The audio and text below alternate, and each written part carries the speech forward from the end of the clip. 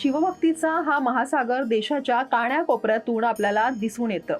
मात्र याच दिवशी शिवभक्तांच्या महासागरात विदर्भाच्या मातीत रुजलेली ही एक परंपरा आहे.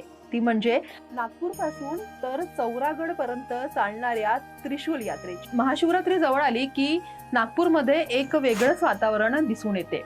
घराघरात, गल्लोगल्लीत आणि कारागिरांच्या कार्यशाळांमध्ये त्रिशूल तयार होऊ लागतात.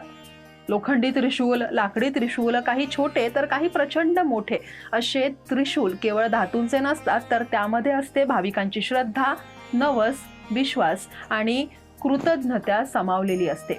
कोणी आजारापासून बरा झाल्यावर नवस पूर्ण करण्यासाठी त्रिशूल उचलतो, तर कुणी नोकरी, व्यवसाय किंवा कुटुंबातील सुख शांतीसाठी केलेल्या प्रार्थनेनंतर त्रिशूल अर्पण करतो, तर कुणी कोणताही नवस नसतानाही केवळ भोलेनाथाच्या चरणी आपली श्रद्धा अर्पण करण्यासाठी हा प्रवास करतो.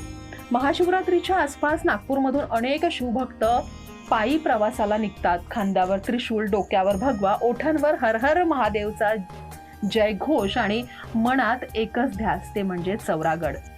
हा प्रवास सोपा नसतो. ऊन असो, थंडी असो की वारा असो, डोंगर दऱ्यातून हा प्रवास करावा लागतो.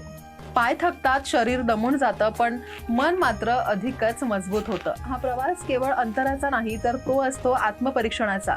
प्रत्येक पाऊल म्हणजे एक प्रार्थना, प्रत्येक श्वास म्हणजे एक जप. रस्त्यात अनेक भाविक एकमेकांना मदत करतात. कोणी पाणी देतं, कोणी औषध देतं, तर कोणी फक्त आधाराचे 2 शब्द. ही यात्रा माणुसकीची, एकतेची आणि भक्तीची खरी ओळख करून देते. अखेरच तो क्षण येतो जेव्हा चौरागड दिसू लागतो. मध्य प्रदेशातील पचमढी जवळ असलेला चौरागड हा डोंगराच्या शिखरावर बसलेला आहे. इथे भोलेनाथाचं प्राचीन मंदिर आहे. हजारो फूट उंचीवर असलेलं हे ठिकाण जणू शिवभक्तांच्या श्रद्धेची परीक्षा घेतं.